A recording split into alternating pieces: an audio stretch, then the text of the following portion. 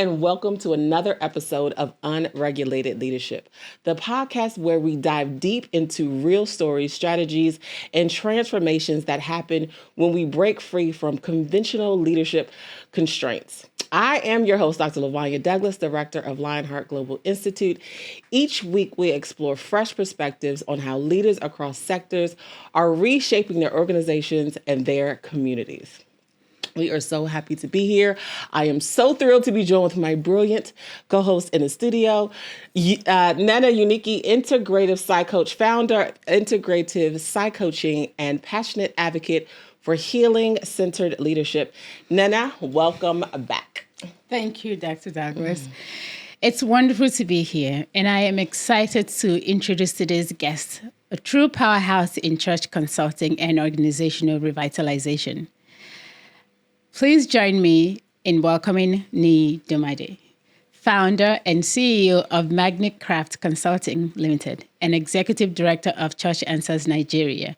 With over 20 years of experience guiding churches towards healthier and more effective ministry, Niyi combines empirical assessments, strategic blueprints, and hands-on training to help congregations thrive. A certified church consultant, administrator, and interim pastor. He's authored books on church growth, hosts the weekly broadcast Monday Morning Matters, and holds an MBA from Oxford University in Washington, D.C., a BSc in chemical engineering from the University of Lagos, plus advanced certificates in theology, HR, data analytics, and process optimization. Niyi, welcome to Unregulated Leadership. We are excited to learn from your insights and your leadership. Thank you so much for having me. Yes. When I heard that you were coming, I was super excited because I was like, oh my gosh, I have so many questions.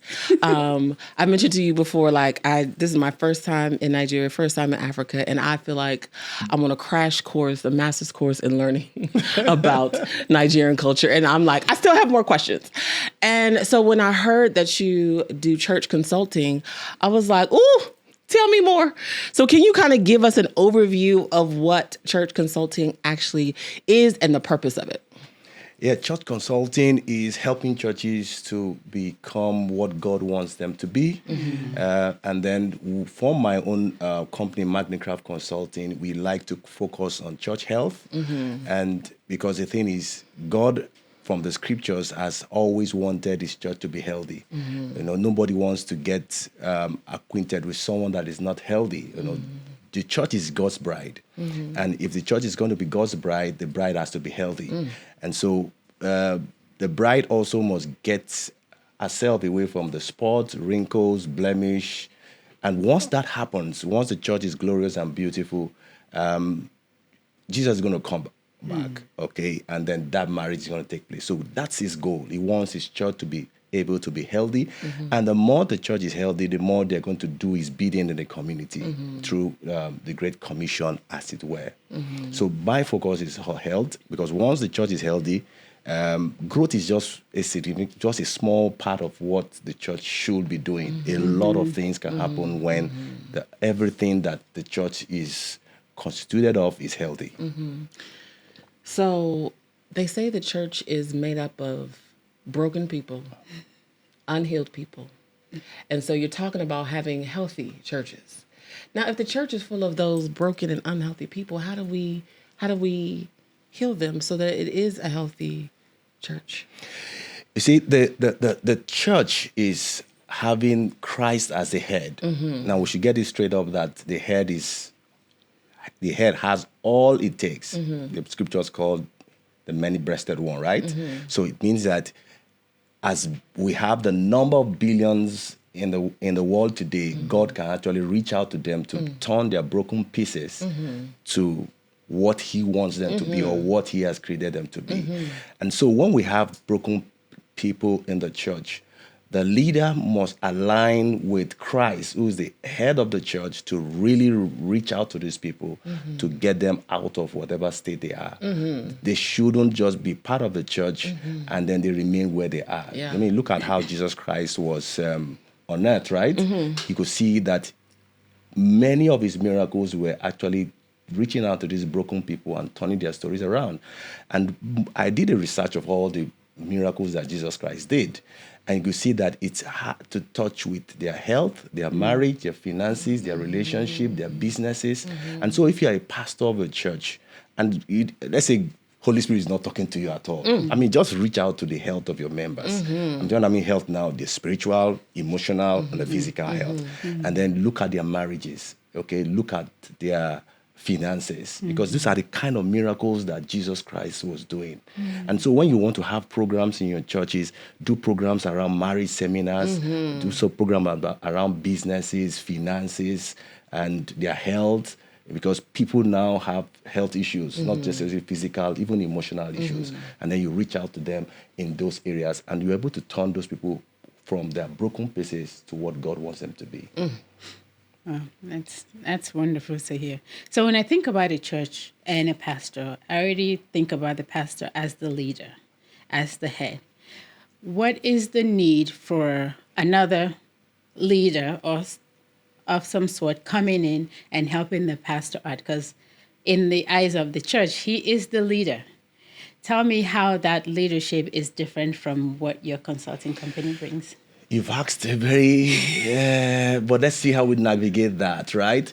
You know, let's get this right, that the leader of the church is actually Christ. Yes. So the pastor is actually standing in as a physical replica of the Christ. And if that is not in place, there will be a lot of abuses of leadership authority. Yes. And that's really very, very rampant in Nigeria today, where people even believe their pastors more than they believe in God because of how they are going to replace God with the person of the pastor. Okay, so when you have that kind of mentality, you don't want to. It's just like you have a lake. You know, when you have a lake, nothing flows in. Right. Everything is dead. Stagnant. That's how that church is going to be. And what I want to advocate for pastors to have is for you to be open to feedback. Yes. You should be open to advice. If Moses was not open to the advice of Jethro was not even a Christian. He was still like an idol worshiper, so to say. I don't know what he was worshiping. But Moses was fagged out, burned out, trying to reach out to the millions of, to the several multitudes of Israelites in the wilderness. Yeah. And Jethro just told him, you're going to wear yourself out. And there are a lot of pastors today who are carrying the weight of the churches and they're not willing to listen to advice because Jethro wants to give you an advice. So advice comes from quarters that we do not expect. For example, I've done a secret guest chopper for a church. Just got a family to visit the church, give them a survey, and they're able to tell you things that you have been coming to that church for a long time. You don't know that there's a cobweb in your church. You don't know that the seating arrangement is not nice. Yes. The lighting is not nice. The ambience is not nice. The auditorium is hot. It's not well ventilated. And some of these things, I call them deal breakers. You know, when you don't listen to feedbacks, the deal breakers begin to deal with the church. So it's very important that you have fresh eyes come to your church. It's very important for you to leverage on outside wisdom. It's also very important for you to get the influence from outside that is not subject to the politics that is running inside your church. Yeah. Because when I come to the church, I'm not there to make the power block happy. I just want the church to be healthy. I want the church to perform well. So when the church members can look up to the pastor and say, Pastor, you're not doing this, you're not doing something right. I will come there and tell you that. And of course, that will be done from empirical facts. Yes. Okay, so we're going to look at what I do. We'll profile the pastor. We do a personality assessment of a pastor, and then we'll also let the pastor know that this is your blind spot, this is your weak point, and you need to staff it. You need to make sure that you have a team around it so that you can have a healthy leadership system. And so then we also do a community analysis for the church, because if you don't know the community, you can't love them, you can't reach out to them, you can't speak to them, you can't help them. And then you also need to know the kind of congregation you have. Yes. And once you know them, your sermons will be more effective. You'll be able to speak the language that they understand, and then you'll be able to get the desired result. Because what frustrates pastors is that you are putting in so much effort, like beating the air. Right. And then you are not making any impact. And so that's what we come from, that empirical assessment. Yes. So my company, we have a lot of assessments: leadership assessment, culture assessment, discipleship assessment, because we look at all your pipeline, your pathways, your processes, your system audits, because your system is as healthy as its weak point. And until you are aware about it, that weak point can be amplified to a point where it can cripple the system. It can cripple the entire church. So it's good for, and I do that a lot with pastors. It is no day that I don't talk to pastors. Personally, what's your view? Probably they have heard all kinds of input from their church members. Yes. And those members are actually afraid to tell the pastor, this is how it should be. So from my own perspective as a church consultant, professionally, I'm just tell you this is how it should be. And so I've seen a lot of churches who are open to advice, both from inside the church and outside the church, and they've gone boom. I mean, grown to a massive number. Wow. I have so many thoughts, Yeah. but I'm going to try to stay focused because my brain goes all over the place, so it's okay. The first one, you mentioned something about there's a lot of abuse in the church. And I was listening to something this morning, and it said, where purpose is not known, abuse is inevitable. And so because people don't know the purpose of the thing, they just abuse it because they don't know what the purpose is. And so they can't help them operate in their purpose because they don't even know what their purpose is. And when you talk about the assessments and things, how have you seen that valuable for the leaders to see the value and the purpose of the people in the ministry? The other side of the coin is you can know the purpose of a thing and still abuse it. Right. That is true. I mean, this Yeah. microphone That is is true. here. I can use it as a hammer and I know the purpose of it. Yeah. So the fact that you know the purpose of something does not mean you cannot going to abuse it. I mean, we are in Africa here. It's easier in the Western world. You know the purpose of a thing and you align. But here you can even know the purpose of a thing and still want to take advantage of, or still want to find corners into having your way, so to say. But when you know the purpose of a thing, you need to acknowledge that this is how to use it and then comply with the principles around how to use that thing. Now, what's the purpose of the church? That's even very deep. If a leader of a church not knowing the purpose of a church is not fit to be a leader. Because the purpose of the church is not to get profit. The purpose of the church is not to make the pastor a celebrity. The purpose of the church is to reach out to the lost souls in the community. And so when the church doesn't understand that, there will be a lot of abuses. Okay, so I see there's a slogan in my company, is doing church God's way. If we want to get the result that God wants us to get, we must be willing to do church the way church needs to be done. Yes. Now, I have said this when I went to South Africa, right? God will never, He wants to dwell in our bodies, right? Yes. As a temple, right? He will never subject where He wants to dwell to the limitations of the minds of a human being. You want to build a house, you do the architecture, this is a duplex, this is where I'm going to study, this is where I'm going to have my meetings. That's because you want to dwell there. God is the one that is going to determine the infrastructure or the church or the tabernacle that He wants to dwell. He has never outsourced it to human beings, and He will never.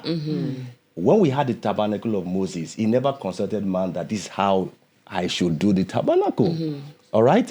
He had the blueprint and He revealed it to Moses.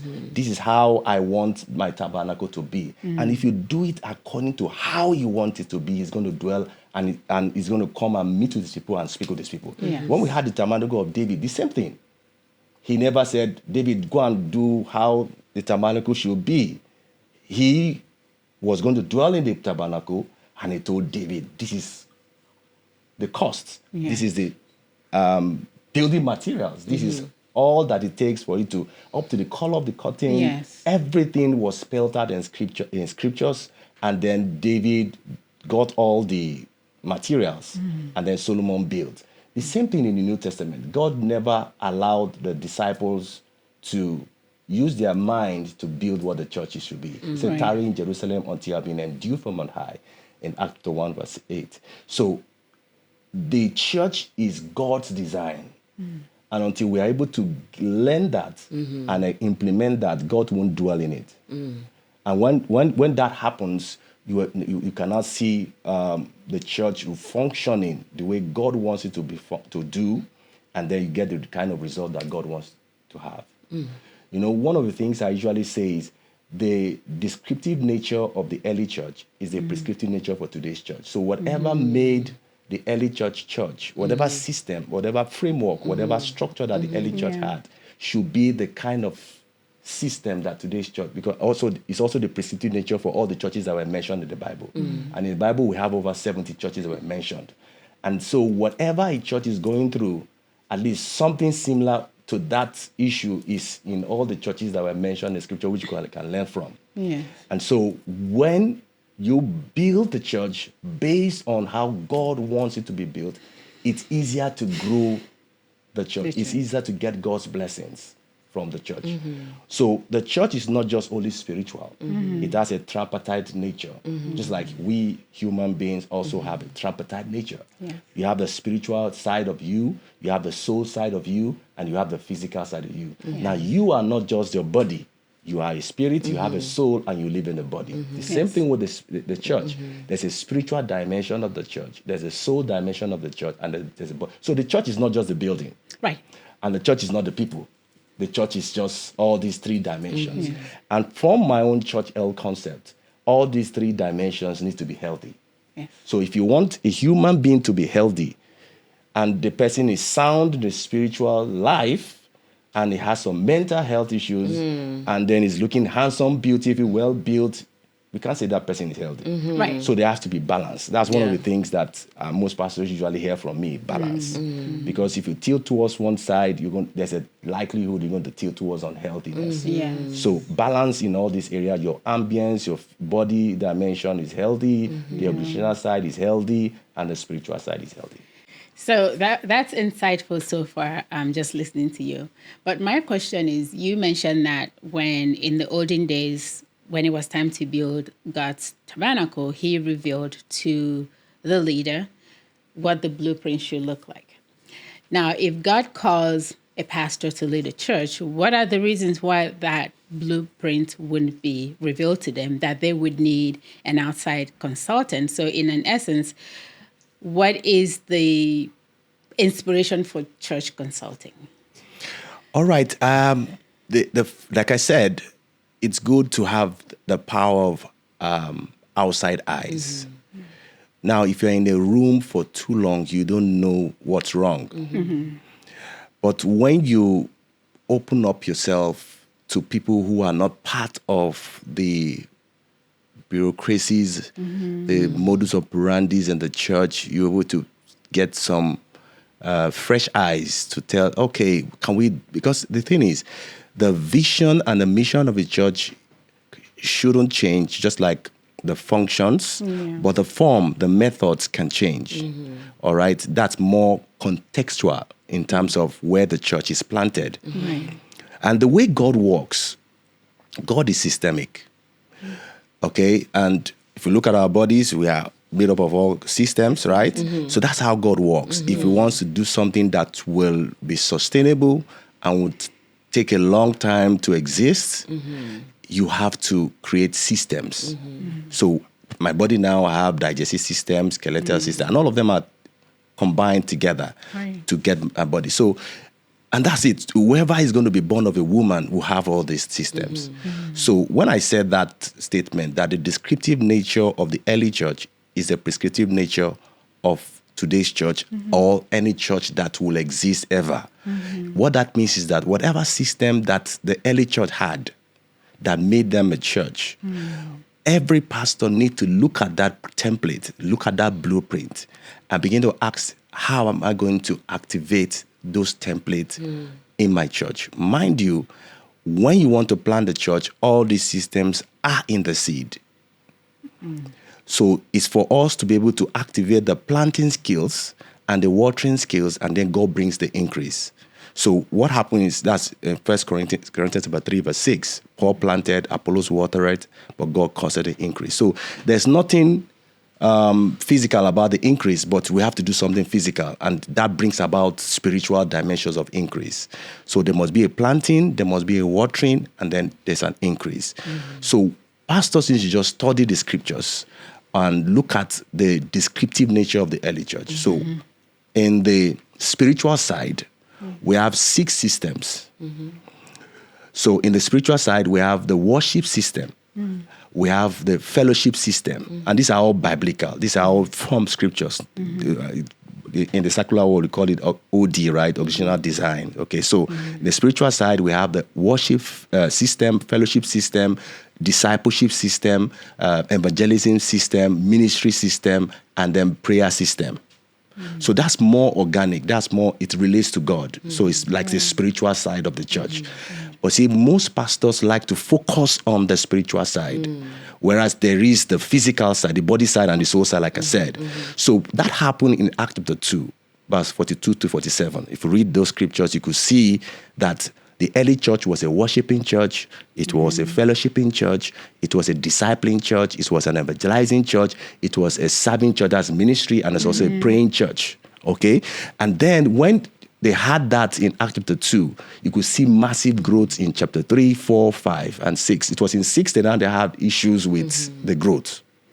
Can I ask, was it the size of the congregation that was growing because they were winning souls and evangelizing, or was it the size of the physical building? Because in the olden days, we knew that the church sometimes was outside in the field. The church sometimes was under a tree, right? It wasn't so much the physical building. So what caused that growth then? When you said the growth started to happen, did the tabernacle get bigger or the fellowship got bigger? The growth actually started from the spiritual systems. Yes. Okay? That's the worship, fellowship, discipleship, evangelism, ministry, and prayer. We had those things in Acts chapter 2. And you could see that. And once every church has, these are universal principles. Yeah.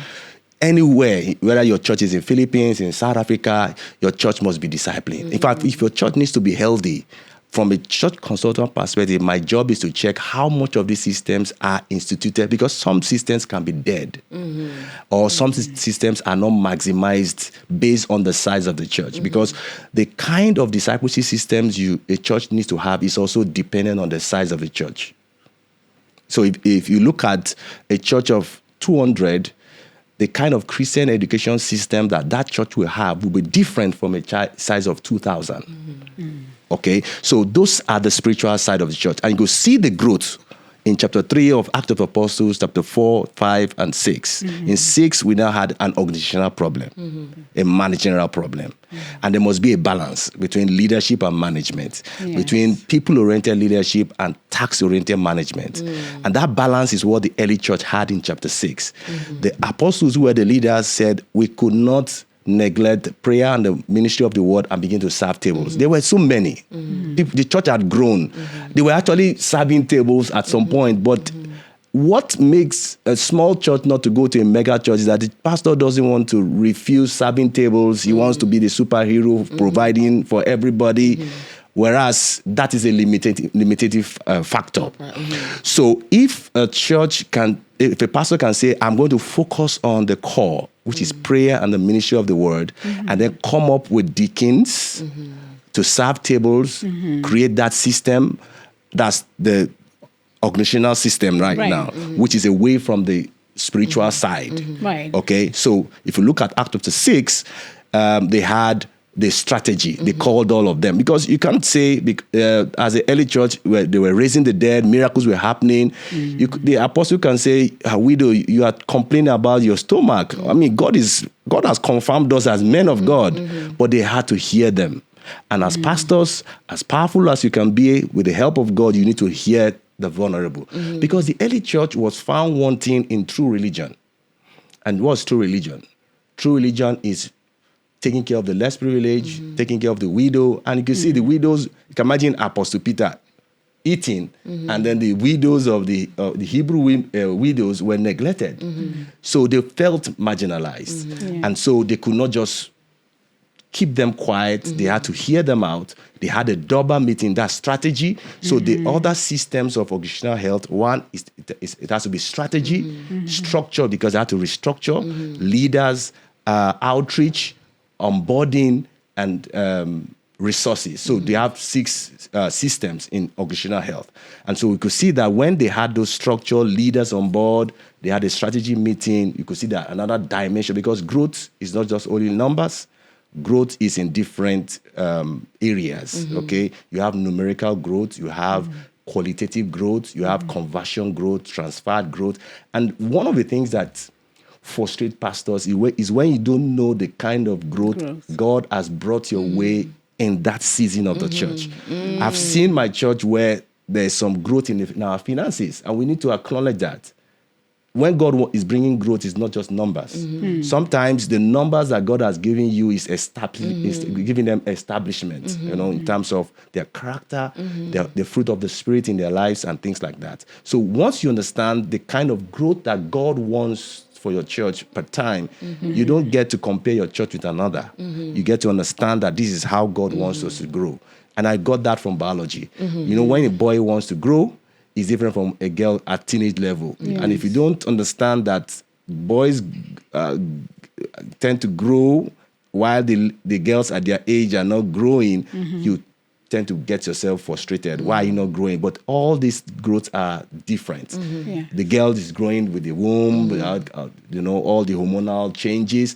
And if you are a father of a boy and a girl, you need to understand the growth so that you don't begin to compare them and begin to frustrate yourself for what God wants to do in their lives. So that's just it. The systems of the church needs to follow the blueprint of God, because it's easier for God to give his blessings on what he wants than for a man to be forcing God to give approval and blessings on what he has not approved of.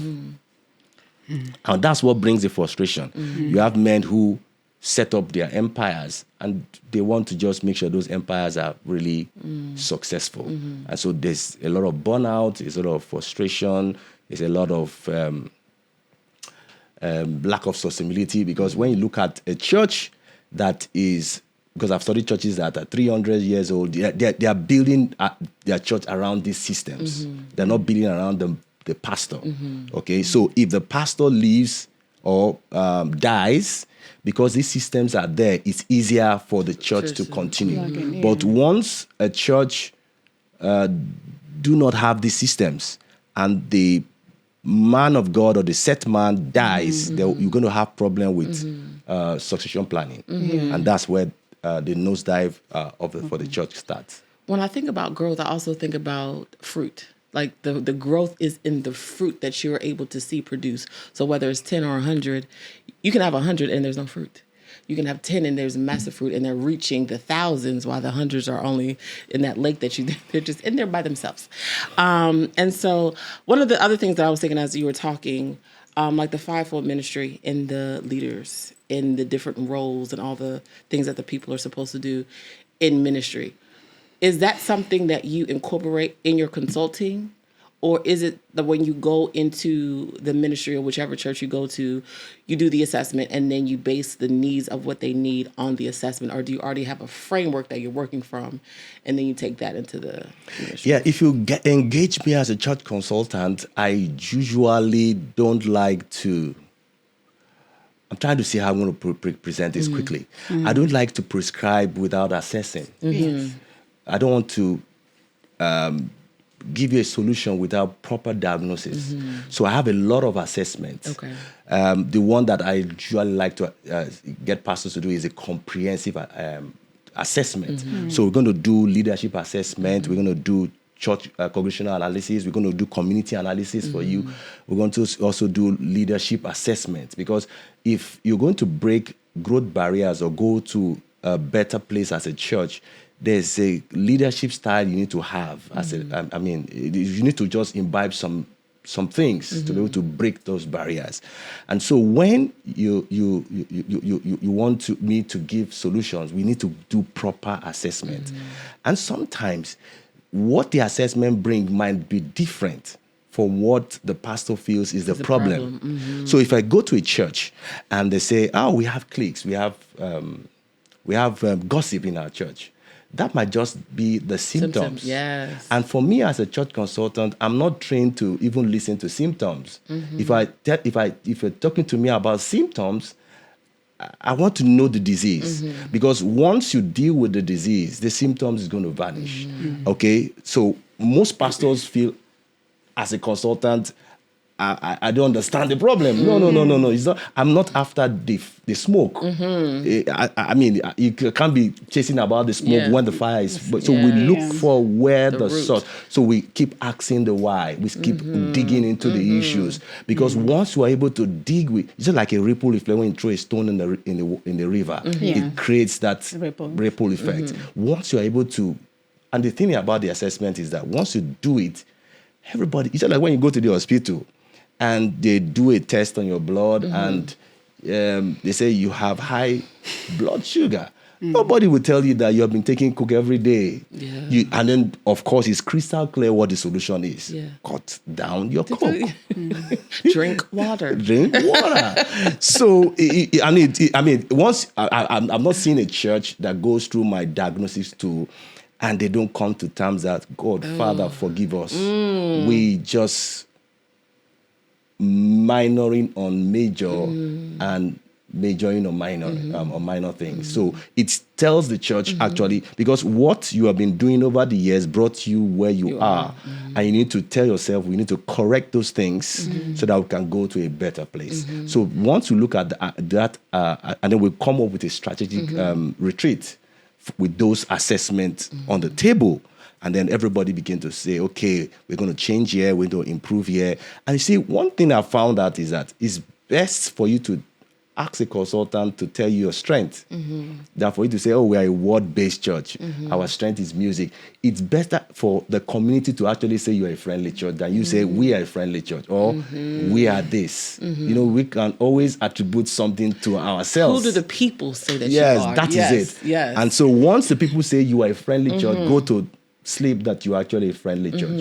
If the people in the community, of course, the assessment tool says this, of course, that's what it is. And then you are able to understand your strengths and your weaknesses and then work on both things to get yourself healthy. And once your church is healthy, of course, peak performance is the ultimate. As a consultant, how do you see the progress in the work that you're doing?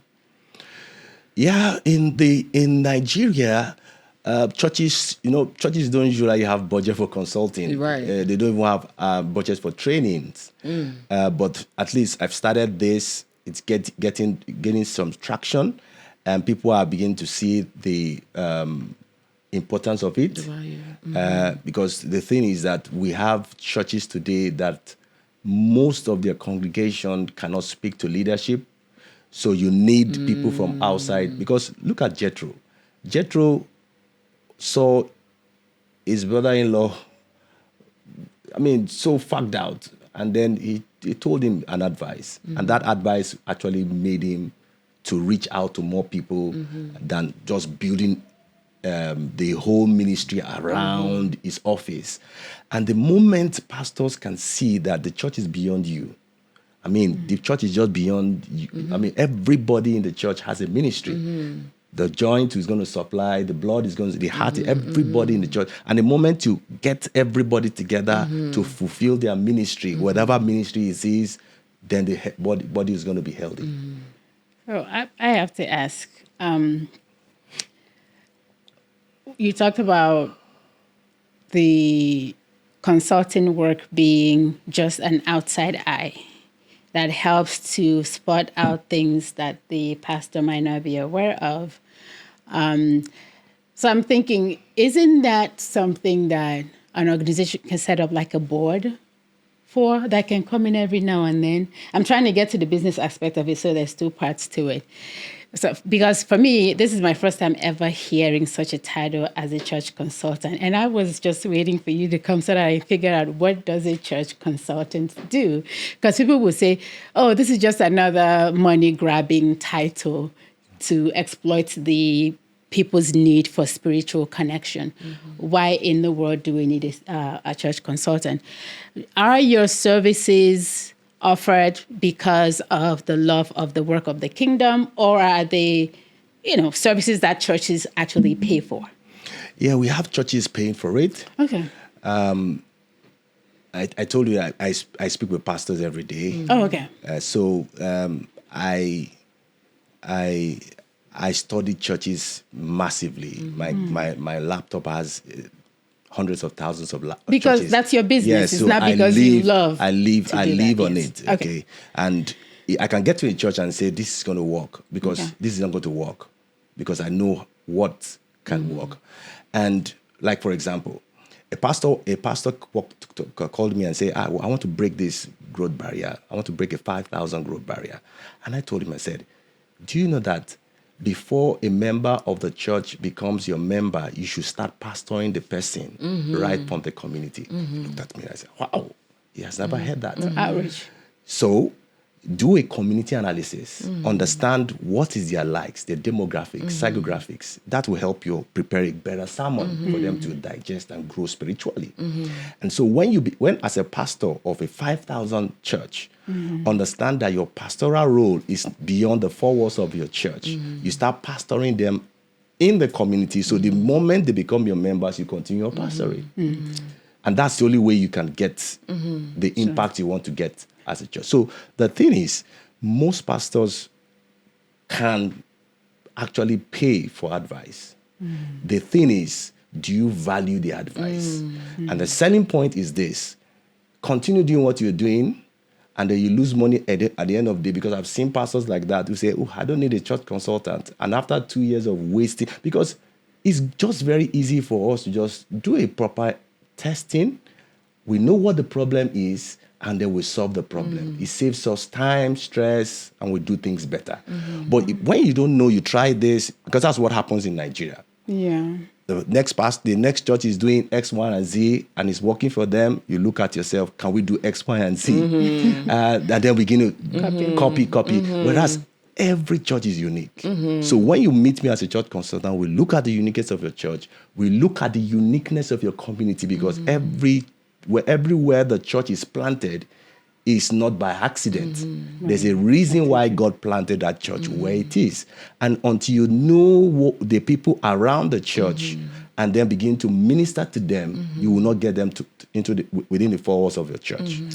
All right? So the thing is, the value is massive. So if I want to give you an advice that is costing, let's say, 2 million, right? I'm just giving that as a 2 million. And you feel that 2 million is too expensive. Do you know that I can prove to you that within a year you have wasted 10 times of that amount? Let me interject there. Yeah. Right? Someone logically thinking will say, if a church is set up and within 2 years and it fails, that must mean that the Spirit of God is not there. Then it deserves to not exist, right? If a church is open and it's not growing and people aren't coming and their outreach, evangelizing is not working, maybe that church deserves to be closed down, versus going to inject money in it to try to generate people, to bring people, because now we're doing flashy things. That being said, you talk about spiritual assessment. How in the world do you conduct a spiritual assessment? Because we're psychologists and consultants, and we have assessments for personality, we have assessments for ability to collaborate, we have assessments for people's conflict resolution skills, we have assessments for everything. How in the world do you conduct a spiritual assessment? Can I say something before you? Yeah, go ahead. So I think this is a great conversation because she was like, she couldn't wait for you to come because she had so many questions because she had never heard of a church consultant before. And I'm like, oh my God, I can't wait for him to come because I want to be a church consultant. And so so she's asking, how in the world our curiosity, do you take a spiritual assessment? And I was like, oh my God, the first time I took a spiritual assessment, I was like, I get it. Yeah. I get it. I get where I'm supposed to be. I get what I'm supposed to do. I get why I'm connected, why I show up in the world this way. Because it was like the top 5, right? And so I'm like, oh my God, I see it. I see it. I see it. And so it was like, for me, it was affirming that I was already doing what God had called me to do before I even took the spiritual assessment. And so I'm glad we're having this conversation because it's something that people are not aware of. It's something that people don't understand until they are immersed in it. Mm-hmm. And because I feel like I'm immersed in it, like I'm like, tell me more. I want to learn more. Well, how do I do this? And tell me this. Tell me about the comprehensive assessment. And so I'm just like, wait, can I follow you? Can I just volunteer and just be like, watch what you do? Because for me, it's just like, I want to be around people that are doing the things that I'm doing because I want to learn more. I want to see more. But there's so many people that still don't even understand the why behind. You mentioned earlier asking more questions, dealing with the root and not just the symptoms. That's what we do as psychologists when we go into organizations. So it's like we're doing the same thing that we do in organizations, just in ministry, because the goal, even in organizations, is the client. And the goal in ministry is the people. It's not different, right? It's like who our audiences are different. Yeah, clients. The mission and the vision of that is different, but how we get to it is no different. Mm-hmm. And so it's I can see the different tracks, and a lot of times because people might have been hurt in ministry, people. There are pastors that it's about money, it's about flashy, it's about what car I have, what house I drive, not what car I drive, what house I live in, and because that's what matters, they miss. That's what they see. Mm-hmm. But it's like we're missing the people that are really for the people because of the people, the false prophets and the things, right? And so it's like people are deterred from ministry. They're deterred from church because of that. But I just have to say that because I loved my spiritual assessment when I took it. So I want to, you know what I'm saying? Like we just have different experiences. Yeah. So Can you tell us a bit about what...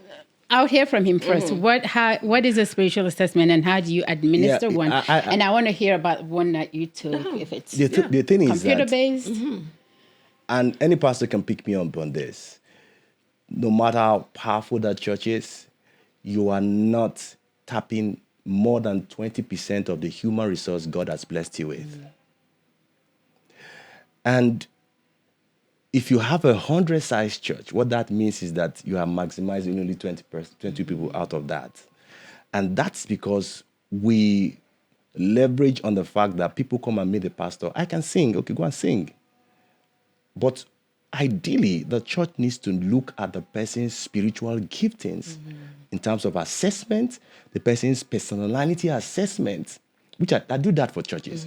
Because there are two broad sides to this. We have the extrovert, we have the introvert.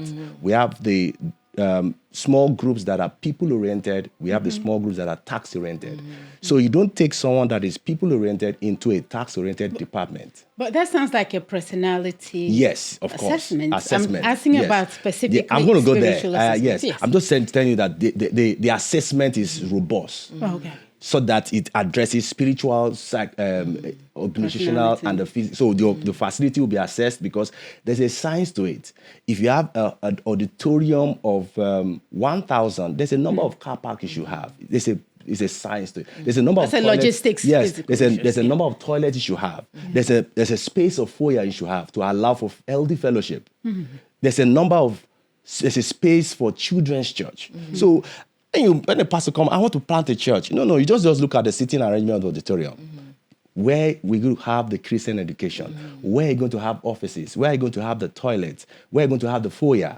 Where are you going to have the parking space? Okay, those are all the things. And we are trained to ask the questions. So with the tough questions, if a pastor meets me now, I'm going to ask you the question that you don't.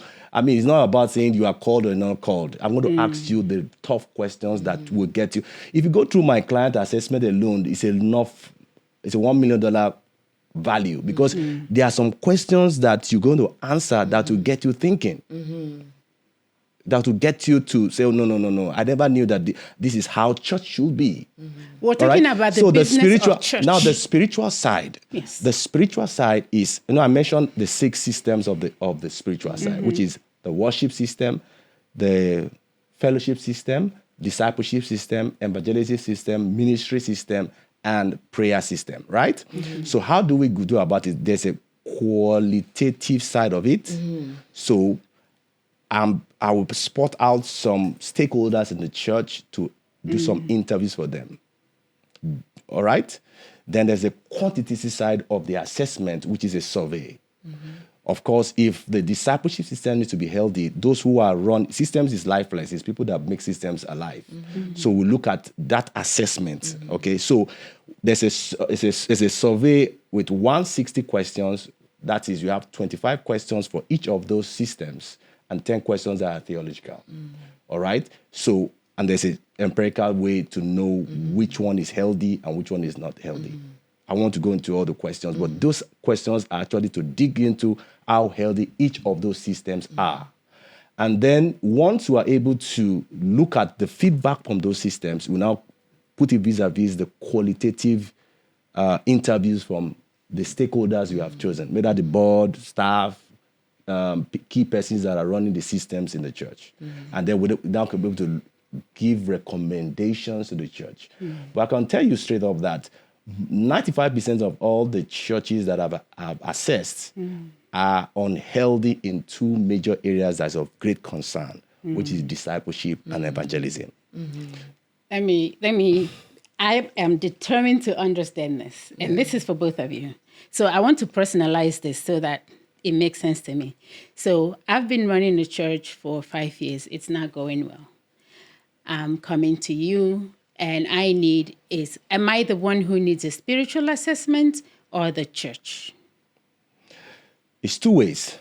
You need the assessment, the church needs assessment. Let's stop right there. Yeah. So I need an assessment. Yes. How do you assess me for my ability to lead prayer, worship, gather discipleship, evangelize, everything, the 6 sites? How do you assess a pastor, me, for my spiritual tenacity? Okay. Are these surveys that I take, or is it like a more spiritual, abstract journey test that I have to go through to prove? Now, the leader is assessed, not based on the systems. So the leader is assessed, of course, one of it should be DISC, right?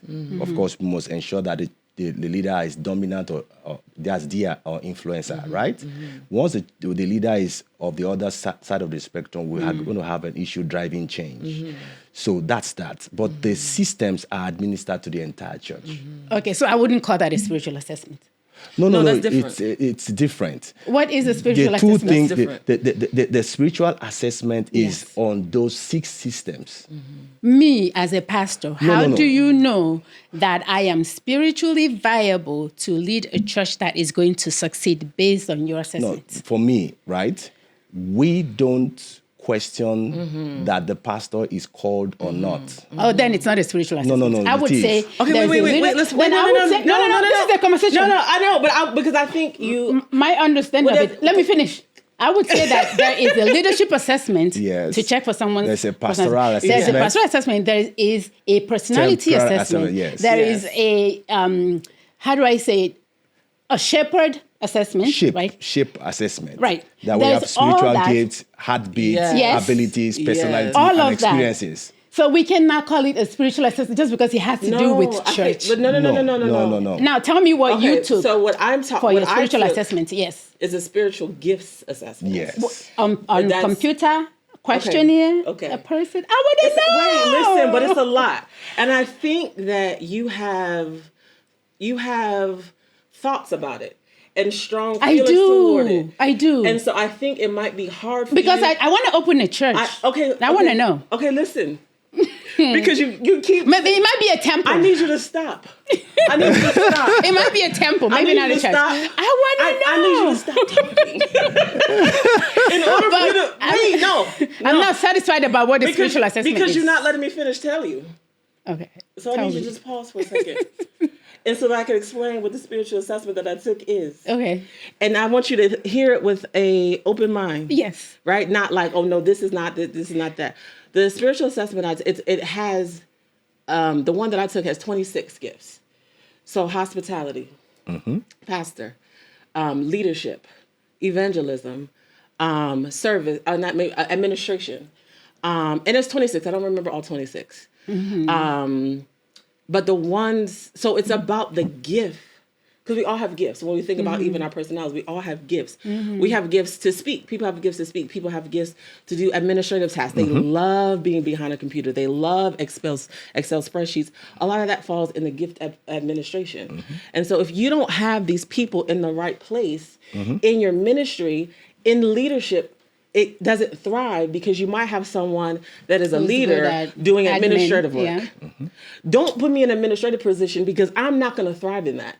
If you put me in a leadership role, I will 100% thrive because I'm good at that. And I also know how to build teams. Yeah. Right? One of the other is hospitality. I used to love bringing people into my home and cooking and learning how to cook and having conversations and just like, I wanted my house to be peaceful. So even when that was one of my highs, like, it makes sense. So it's about the spiritual gifts. I don't see them as spiritual assessments. Well, you said you don't see it? No, as I'm listening to you, I'm seeing TKI assessments. I'm seeing Cantor assessments, your ability to teamwork. So you're seeing BIA it because you're seeing it in but there's nothing spiritual about what you're talking about. Okay. Admin duties, leadership duties. That's the thing. Organizational. When you think about, which is what I was telling him earlier, when you think about your role as who you are as a human being, you don't shift in what you do in the organizational world because it's now ministry. You are who you are in the organizational world as well as ministry. Yeah. It just helps you understand it in what the Bible calls these things, because all these characteristics that are in organizations are also in the Bible. So it just gives you a different perspective. It doesn't make it different. I understand. It just makes it that this is how you operate in ministry. I operate this when I went back to school to get my master's in divinity because I wanted to understand how do I take what I'm doing in the world, in the job that I've been in for 22 years now into ministry. I needed to make more sense because I couldn't take just what I did with people that didn't believe. Right, the people that I'm just working with every day and do that same thing in ministry. I needed to understand it on a different level. So that's admin, that's leadership, that's vision, that's foresight, right? Yeah. Whatever you're doing, you're bringing into ministry. Yes. What I'm still missing is what a spiritual assessment is. No. Let me make this a bit clear. Right, what she's saying is this. All right, there's a shape assessment to know the person's spiritual gift. Now, the gifts are many. Yeah, they may have an overlap to physical expressions, but they have spiritual roots in what they do. For example, word of knowledge. Everything has a spiritual root. Yes. Everything. Yeah. So now, if you now have an administrative gift, right? It should be from an empirical. You can't just. We have members in the church today. Empirical. When you say empirical, you mean we have members in the church today that will just walk up to the pastor and say, "I have an administrative gift." Then you put them in administrative role, and they don't just like the routine. I want to clear up something. When you say empirical, you mean studied, surveyed, assessed, results, reported. Yes. So over for someone to be able to administrate a church, of course, the person is administrating his family. Do you understand? You can't just begin to administrate a church whereas your house is scattered. So we must see some of these things in your spiritual formation for us to be able to say, yes, you have this gift and you can express it in the church. How do you assess that spiritual formation of the clerk who's coming to you and say, I have admin duties. I can be admin for the church. I believe that's what I'm missing. But it might be hard for people to separate the two because you're in it. But what I feel like is it makes sense to have something called that you can package as spiritual assessment because it's a business and you have to sell it. And if you don't call it that, then it doesn't relate to the church. If it's just a personality assessment, if it's, let's see, if you're good at admin, clerical, leadership, then it's just what any organization would do to ensure the well-being of the people and the well-being of the organization. Now, because we're applying into a place of worship, it makes sense to call it a spiritual assessment, whereby if you're asking me, I don't see anything spiritual in trying to figure out that a good leader assessing the team should know this is who will do well here. If you put these two people together, their personalities work well. These two people's personalities don't do well. So put this one in offering and put that one in worship. You know what I mean? A good leader knows that. You don't need spiritual fortification to know that. So it makes sense. Can I ask you a question? Yes. Can I just explain to you? Yes. I'm trying to let you know how the church is. You know, in the secular world, you will do all these assessments right from interview, job selection process, which is not done in the church. A small church, for example, you have a church of 100, and somebody say, I can sing. You don't do any assessment for that person, right? But the thing is, you need it to be able to validate what the person is saying, that I have a singing. Then conduct a skills That's audition. what I'm saying. How is that spiritual assessment? No, That's it what I'm is. trying to understand. It is. I think we're never going to get this answer. But the thing is, let me. You want to ascertain if somebody can sing enough to lead worship and has the pipes, whatever, right, to worship and bring people on their feet. That's what you should. There's a natural. Wait. In a nightclub, you should ascertain if they can sing. Hey, we done went to the nightclub. My God. No. Okay, let's pause. Because I feel like this should be a series, and we should only focus on one topic at a time. Yes. And I don't think we're going to get there today, and that's fine. Okay. That's fine because you keep talking. You keep talking. I can't do it. I'm so confused. Because you won't stop talking. The reality is you have strong views. You have strong views. That's fine. Your views are fine. And because your paradigm is in one place, it's going to take time. It's not in one place. It is. Because no. you keep interrupting. You don't even let... Not. You don't. I don't see this. I don't see that. This doesn't make sense.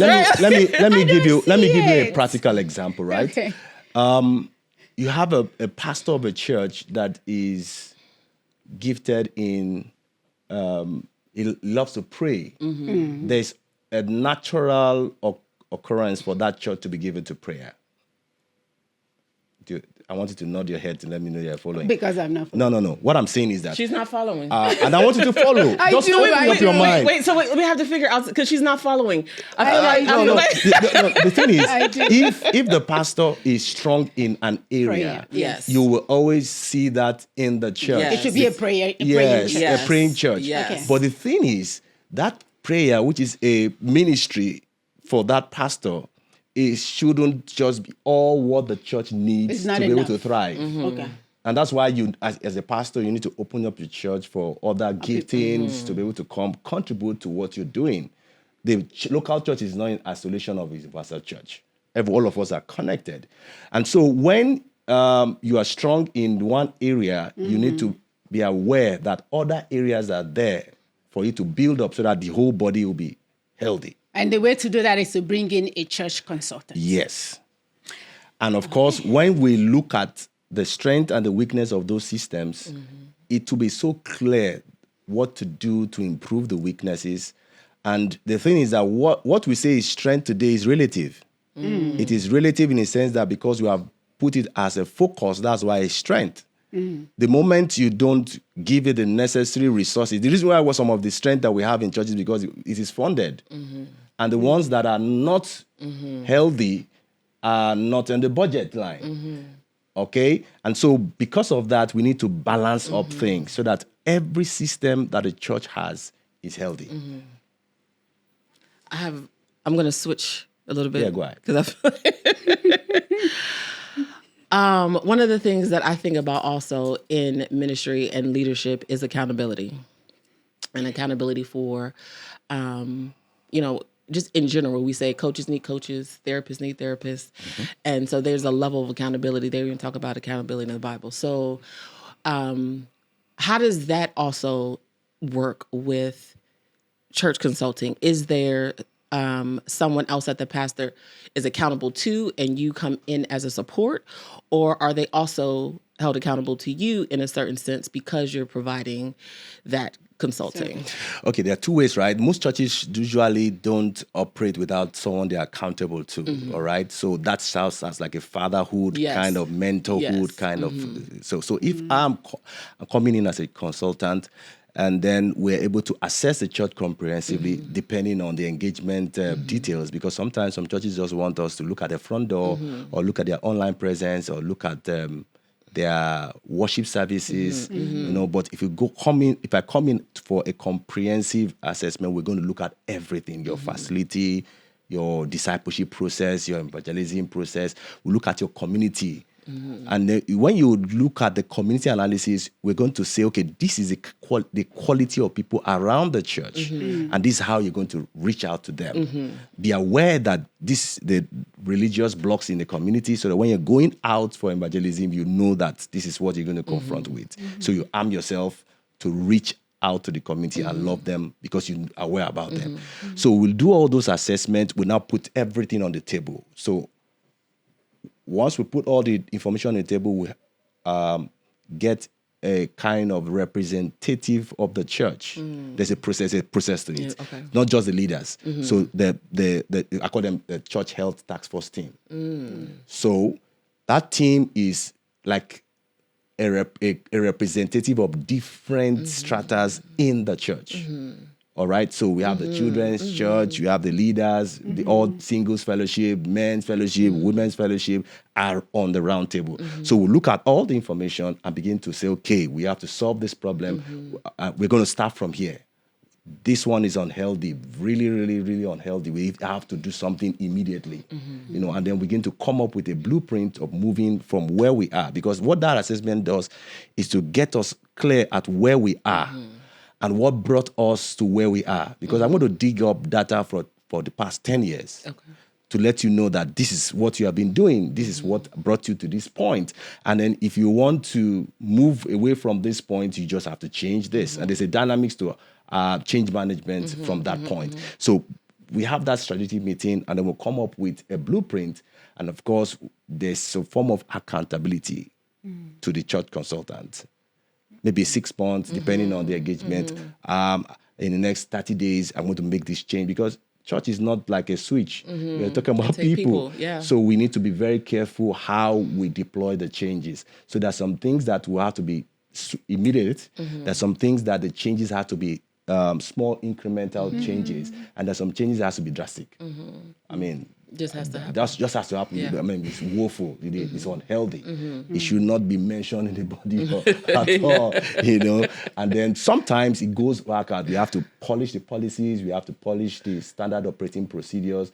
I mean, we are now a big size church, so we can't be doing things like a child anymore. We have to stop doing some things. We have to start doing some things. And then we ask ourselves, when are we going to stop doing it? When are we going to start doing it? And sometimes you're going to start to do some things, you have to prepare to do it. So if you're going to do something, let's say by November, there's some things you need to start doing so that thing you're going to start by November is going to be successful. So we come up with a, I call it ministry action plan. Nice. There's a template to that will help you to goal set, and also tell yourself how to assess if you're actually making progress towards where you want to be. I love that. So we're going to wrap up, because I feel like... So what I do, occasionally, I'll now come in to ask how they are progressing. Okay. That's where the accountability comes in.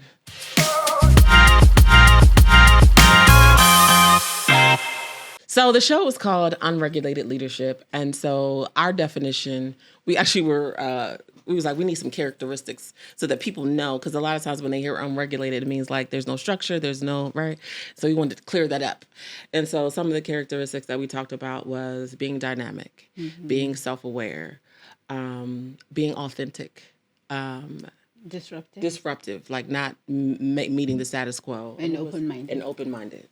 And so when we think about that in ministry and church, do you feel like the church is regulated, where they check boxes, they do what they think is told, they follow the history of whatever the church is? Or do you think that it's unregulated, where they are really trying to focus on the purpose and the people and being open-minded and learning more, or is it both? So what are your thoughts in that when you are doing your work as a consultant? Yeah, it depends on the church, right? There are some churches that are affiliated with denominations, so there's a little bit of regulations and control in that area, and we expect you to do this. These are guidelines, but then you have another set of churches that are independent that may not have some form of regulations. And I think most of them usually learn from experience or the hard way, Yes. and it will get a church in that circle like 10 years for them to come up with, okay, we have to get some boundaries at some point so that we don't get ourselves burned at the end of the day. Yeah. But the thing is, the church is a very unique setup that we need to come to that fact that God is actually the head of the church. Yes. And that's why sometimes I don't embrace that slogan of John C. Maxwell that everything rises and falls on leadership, because the real leader of the church is actually Christ. The only challenge we have is there's no alignment with the angelos of the church and God. Because God actually wants his church to be done in a certain way, and we who are part of the local church must align that this is how he wants to set up his church. There's a reason why God put eyes here, hands by the side, face facing forward, feet facing forward. And there's a way God wants his church to be set up so that the church can actually move into the community and make the necessary impact. So it's good, I wish we can have that in Nigeria, where because there's no regulation really. Yeah. You can't go and take someone's sermon and say how you actually went out of boundaries of scriptures, but then it's also in the scriptures to tell soul spirits. So everybody is saddled with that mandate to look at what the pastor says and then begin to say, test our spirit. It's not everything that you hear from the pulpit that is actually of God. Right. So you test our spirit and then begin to know who to follow, and then make sure that you are following someone that's actually following Christ. Yes. The moment the person is not following Christ, stop following the person. Yeah. Follow to the extent at which the person is following Yeah. Christ, and then you are saved. Yeah. You are going to also be blessed at the end of the day. You mentioned denominations when we first started answering that question. And I interviewed a pastor a couple months ago, and he was a denomination, and we had a conversation about women in leadership. And he mentioned that he believed in women preachers, but because of the denomination that he started his ministry in, he couldn't have women in leadership, even though he believed that women should be in leadership. And so what is in Nigeria, like I'm learning lots, and it's not just in Nigeria, but all over the world, you see just men in the pulpit that they can't preach or they can't teach. They just have to sit and be cute. And so what's your thoughts on that? This should be a joke, right? I wish the devil tempted Adam first. I think we should have had a better word. But from the scriptures, he tempted Eve, right? Yes. And I think we have a good word, so to say.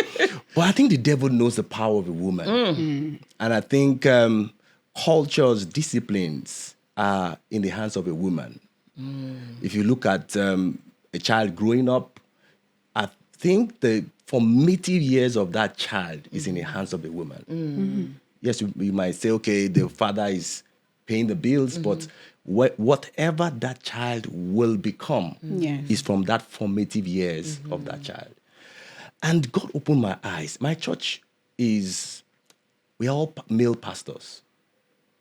In fact, at that point, the wives of the pastors were not regarded as pastors. Well, right now, you're a wife of a pastor, you have opportunity to be a pastor.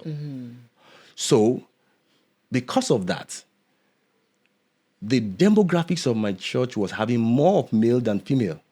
If you look at an average church, right, we have more women than men. But at that time, 10 years data, we have more male than female. And God said, the church is having a typology of a bride, and it's deliberate. It's a bride. You are supposed to take care of souls, nurture them, let them grow, know their left from their right, teach them the ways of the Lord, and then release them to go evangelize the community. Just like parents. Yes, just like mothers. And so what I learned from that experience in my church is we've been having one perspective on the table when we have leadership meetings in the pastor. We're not concerned about the perspective of the women. And we were able to see we were able to get a balanced strategy when we started having women on board, because we're just seeing from one side, because we're all male pastors. But when we had female pastors on board, I noticed a shift. And we now came to a point of that perspective is needed. It's actually what we need for the church to actually have that bridal expression, to be able to nurture this. And we had a lot to learn from women, because they know how to nurture babies, right? That's when I started my church growth effort, I studied one of the largest churches in the world by Yonggi Cho. Now, the secret of Yonggi Cho's church is women. In fact, every of the cells are led by women. And I learned from the fact that if you give a soul to a woman, you get a better disciple. Because the woman is patient enough to teach those values. There's something about women that we need to activate in our churches. So if we have a man always shutting up the women in the church, you are just looking at the church from one perspective. You need a balanced view. God made two eyes. We need to see from both sides and make a better view of what is happening in our churches. And that also helps us with the balance we're talking about, so that we don't have one-sided or we tilt to another side. You need to have that balance, just like the plane has two wings. You need to have that balance, because if you don't have those balance, you can't take off, you can't land, you can't move on anywhere. The train too has two tracks. You need to, because it's just there for balance. If you don't have that balance, you cannot make that movement. So I want to say pastors should get women on board and give them a voice, so that perspective is on the table, because you are not just leading a church of male alone, you're also leading a church of women. And that perspective also put that wisdom on the table for proper leadership. That's good. So to wrap up, when we talk about the unregulated leader, we think about a leader who saw a void and moved to fill it. And that seems like what you're doing with your company, providing services to houses of God to help them grow. We also talk about leaders who have figured out their gifts and maximizing it. And to do that, you have the qualities that we've talked about, disruptive, dynamic. You don't just bring such a package or system to people and say, oh, patronize me. You've put some work into it. So that being said, having done this work and in your experience, is there any resistance, if any, that you've met from church leaders? And just if you have a personal story that you want to share. Yeah, I think in the US, you have a lot of embrace. I think maybe churches have even a budget line for consultancy trainings. But in Nigeria, we don't have, in fact, most churches don't even value outside eyes. But I think one of the things that has made me to be embraced by some top churches is through secret guest shopper, where I get guests to visit the church and give them a survey, put it up on a presentation for the pastor, because you need to hear what someone visited a church for the first time. Is it perceiving? And yes, it's perceiving. I mean, what's my perception visiting this church? And one of the things I do with pastors is sometimes these people that are coming to your church don't remember the title of your sermon. They don't even remember. I mean, if you ask somebody